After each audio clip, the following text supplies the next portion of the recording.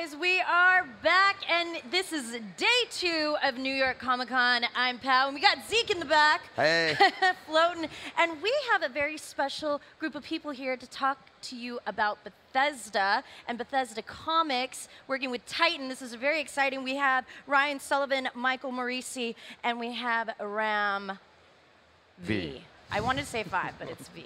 Like, it's a cool name. You can call me Ram the Fifth if you want. want. Oh, Ram the Fifth. Well, I know we have a lot to talk about, so I'm going to just start with you, Michael. Give us like this elevator pitch, because I know there's so many Bethesda fans out there, you know, within the game. But like, what separates the comics between the game? You know? Yeah, that's a good question. I think the big thing that was sold to Titan was doing something that was more of a grounded take on Dishonored. So what my comic does is move away from the supernatural elements, and the villains in this, Luella and Archibald, are both, neither really have any supernatural thing going on, and they're both like more grounded, more like a little bit more political and stuff like that. So it's this Dishonored universe that everyone loves, but just like a little bit of a different, you know, view into it through a different kind of villain and a different kind of challenge to, you know, Corvo and Emily. And where in the timeline does this take place? It is a little bit after the second game. Okay. So it is like in chronological order. Right. Perfect. It's funny. Okay. Somebody asked me the other day on Twitter, they're like, how far after the second game? And I'm like, 38 days. Hey, we got Dan Waters coming in hot. Yeah. Bustle through the crowds here. Come take a seat, man. We're just getting started, so. One of the things about Dishonored, I know, is there's a lot of characters, and they're all super rich. Cool. How do you like cram everything into one comic book and give them so much relevance? I think that was my way of like making it street level, was getting away from all the rich people. Keeping it hood. Exactly. Yeah, I'm from the south side of Chicago, so. Oh, nice. Okay. But no, I mean, I think that was a way also to like, there's so much of that intermingling of these characters and histories, which is like what makes Dishonored so rich, and so that fabric so amazing. But it's also a lot to distill. So it was like, let's take like a different angle into the universe and make it a little more streamlined. So we kind of circumvent all that stuff. There you go. Well, you know, Ryan, I know there's a lot of Evil Within fans out there. I have a hard time playing the game. So maybe getting into the comic might be my entryway to actually getting into the game, because I'm just a big old scaredy cat.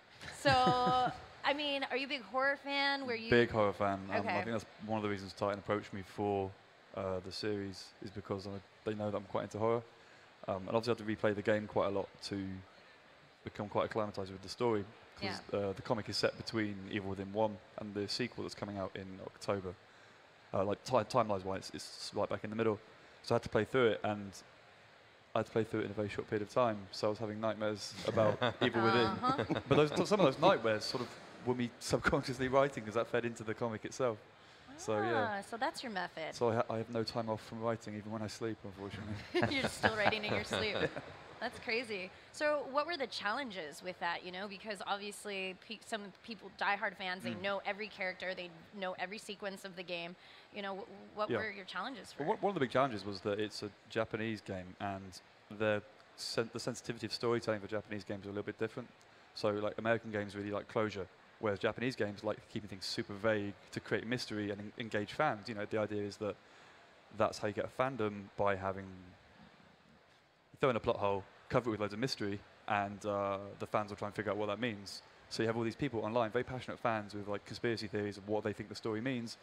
So when you're telling us a comic that is sort of answering some of those questions, you've got to be conscious you're not annoying a lot of people. But you've also got to still keep it mysterious. You can't just give them too many answers as well. So yeah, that's quite a challenge. But this cover is incredible. It is good. I think that's for the second issue. And yeah, I mean, the two artists we worked with on this, because we had two artists. One guy called Simon Kudransky did like the normal scenes, and then Damien Worm, anytime it was a hallucination or a dream sequence, we sort of segued into them. So genius. It's a lot of fun, yeah. A lot of fun. Are you enjoying your Comic-Con? It's great, yeah. Yeah. It's my first New York Comic Con. Hey! It's really, as you can tell, I'm not from New York. But yeah, Okay. it's been Yes. really fun. Well, Really fun. welcome to the madness. So I want to talk to Ram. Yeah. Ram the Fifth. I know. Ram It's the gonna Fifth, be yeah? it's gonna be a thing now. It That's is. great. Now you made it a thing. Let's talk about Quake Championships. I mean, you know, legendary game, and like, how has this even become a comic? Yeah, I mean, obviously Quake doesn't need any introduction, No. but I think the first game in Quake actually had quite a bit of lore and quite a bit of interesting story in the background, especially with its sort of Lovecraftian roots, if you will. And so when I was told that Quake Champions was coming up and there was a comic associated with it, you know, I was surprised just like you. Like, well, what are we gonna do? Because it's, you know, a bunch of characters in an arena shooting each other. But what we decided was we would delve into the characters' backstories. And so we would let people know what brought them there, what are they fighting for, and what keeps them going despite being shot at, you know, 24/7. Yeah, and that cover is just gorgeous. Are you a Quake player yourself? I used to be. You know, I played everything right up until Quake 4. Okay. Okay. And by that time, you know, I think I'd grown up enough to know that gaming cannot consume 24/7. So. Oh, I beg to differ, my good man. We're on the Twitch stage. I don't know. I had to pay my way through college, so. No, completely understandable. Trust me. And most of Been it there. was spent on buying games and stuff anyway. So yeah. I had been playing Quake for quite a while, and so I did know quite a lot of the backstory, and also the fact that they deviated from the story between Quake 1, 2, 3, and 4. So. Now, were you one of those cats, like a few friends of mine? I wasn't. I'm never very good at shooters or PvP games like that. Yeah. But I knew friends of mine who would haul their big ass computers and their towers Oh, and yeah. places. You would do that? Yeah, I would gaming rig. I'd carry my gaming rig, Yep. drop it in the back of a friend's car, go down to someone's apartment, set it up on a table Land in the party! basement. Land it yeah. up. Hell yeah, man. That's awesome to hear. I'm glad to hear that. That's super awesome. Now, Dan, you came in. Hi. You made it through the crowd. Just about. Dude, proud of you. It's tough. Day 2 gets pretty crazy.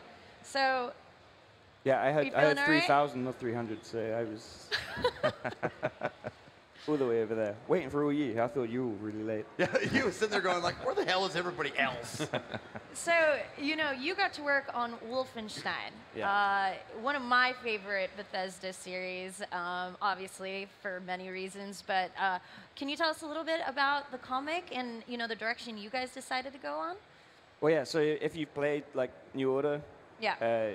yeah, you know we've obviously, like, you can't do Wolfenstein without B.J. Blazkowicz, Right. but he was left in a very, very sort Bad, of tenuous bad place. state. And, yeah. I mean, I think the trailers are out now, so, for New Colossus, so we know he's going to make it through somehow.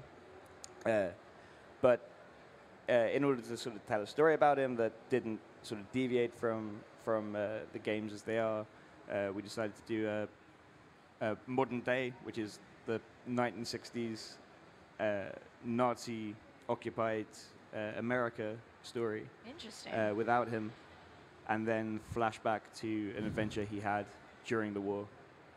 Okay. So we've got a nice mix of the sort of New Order style,